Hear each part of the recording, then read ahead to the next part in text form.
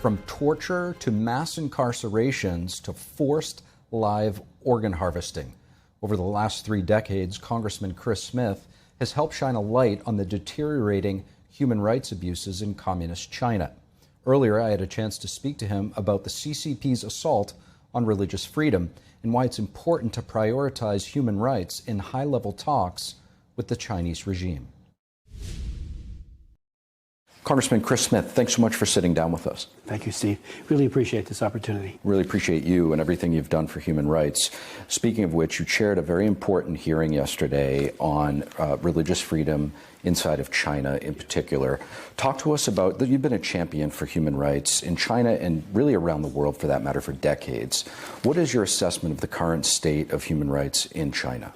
Right now, under Xi Jinping, the status of human rights across the board and religious freedom in particular is absolutely horrific. He has, like no one else, like Mao Zedong, done everything he can to crush people. He's gone after the Falun Gong with a meat cleaver. He's committing genocide against the Uyghurs in Xinjiang, and he's the one who said, "Show no mercy," when they unleashed that horrific attack, which is ongoing to this minute.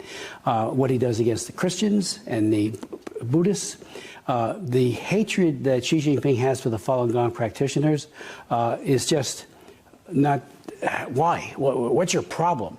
Xi Jinping, I think, thinks that he's the one who should be worshipped and followed as if somehow, he's a deity.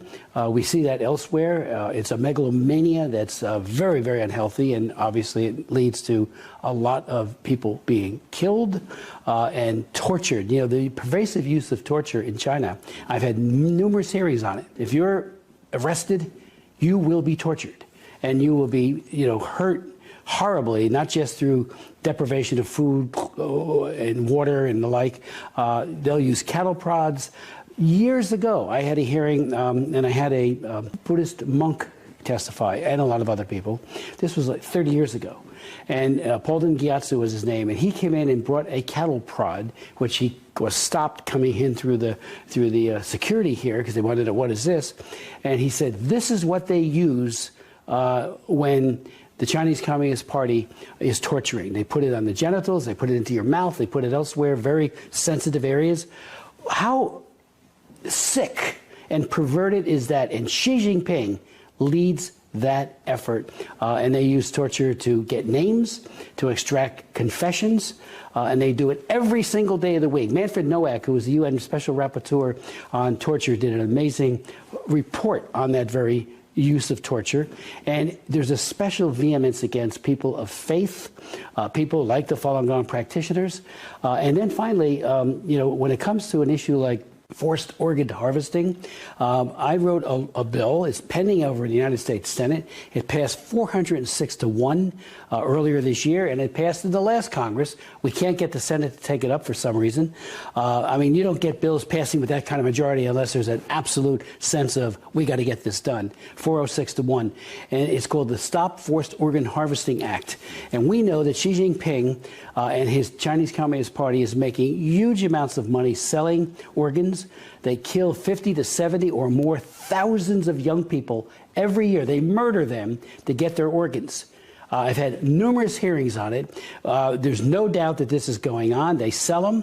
Or if Xi Jinping himself needs a new liver, he's going to turn to some 28-year-old Falun Gong practitioner or someone who is very healthy and steal their organs, and in the process they kill them. That is right out of Joseph Mengele's Nazi Germany, and they're doing it right now in China, and Xi Jinping is leading the parade. It's really unthinkable. Unthinkable. It's not black market. It's not some rogue actor. This is state-run. It's state-run, and it's industrial size. I had my first hearing on forced organ harvesting in the 90s, and then it was very small number. They used to execute prisoners, take their organs right away. They had ambulances all lined up. I had a man that actually did it, that came and testified and gave very compelling testimony.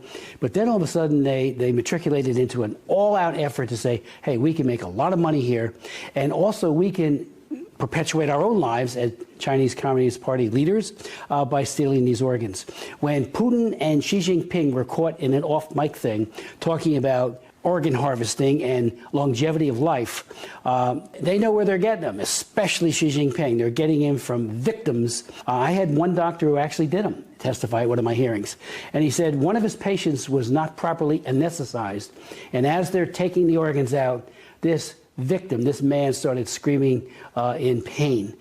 We're hoping that after yesterday's hearing, and I did make the recommendation, that a group of really good leaders in each of the faith entities and disciplines will meet with the president, especially before he meets with Xi Jinping. I do believe our president will be moved by it. If they're out of sight, sometimes it's easy to forget. Let's do another trade deal. Let's do a human rights engagement with China. And there's a whole array of sanctions that can be leveled against them, and they need to be robustly used. Congressman, how do we ensure that this issue stays front and center and isn't overshadowed, as you mentioned, by business, by trade deals? It's a great question. It has disappointed me to a huge degree that so many of our men and women, the captains of industry, take a blind eye towards human rights abuse and actually enable it by their participation. China is an exporting country. If they knew that they had to clean up their act and reform significantly in order to continue their trading relationship with the United States and hopefully others like Europe, then they would make changes. They might not be wholesale overnight, but I'm the one who led the effort in the 90s when Bill Clinton, first of all, he does an executive order about linking trade with most favored nation status and human rights. It was a wonderful executive order. On May 26, 1994, he ripped it up and then started engaging in deals. I, to this day, can't believe his betrayal of the people of China who are now suffering an ongoing legacy of his and others who enabled that. I have a bill in that would reinstate linkage to trade. It's very hard to get it passed, but I do think it needs to be done, and it needs to be done for sure. Congressman, do you believe that human rights abuses sort of perhaps remain an overlooked Achilles heel or vulnerability for the broader strategic competition when it comes to China? I think there's far too little focus on it by so many of us.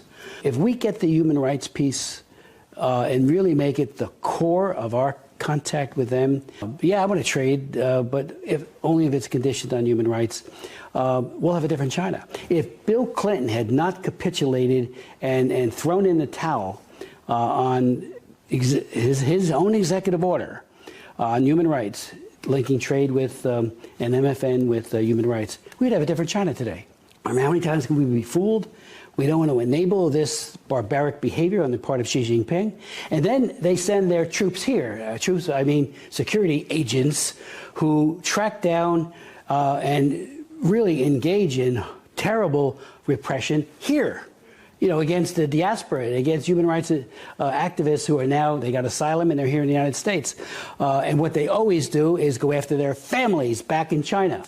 Yeah, again, what kind of barbaric regime does that? You speak out for human rights, and your whole family has to suffer. I have met with so many brave and just tenacious human rights advocates across the board in each of the spiritual disciplines, from Falun Gongs to Christians, people like Gao Zhejiang, who's Wei Jingshang, all these unbelievable people who have suffered torture, and someday when China is free, they will be remembered as the heroes, and why they stood up at great risk to themselves and sacrifice, and so we got to encourage that hope. There are many people who want real change, and Xi Jinping is not an agent of change that is good. He's a dictator, and he's running a gulag state. Congressman Chris Smith, greatly appreciate you. Thank you. Appreciate it.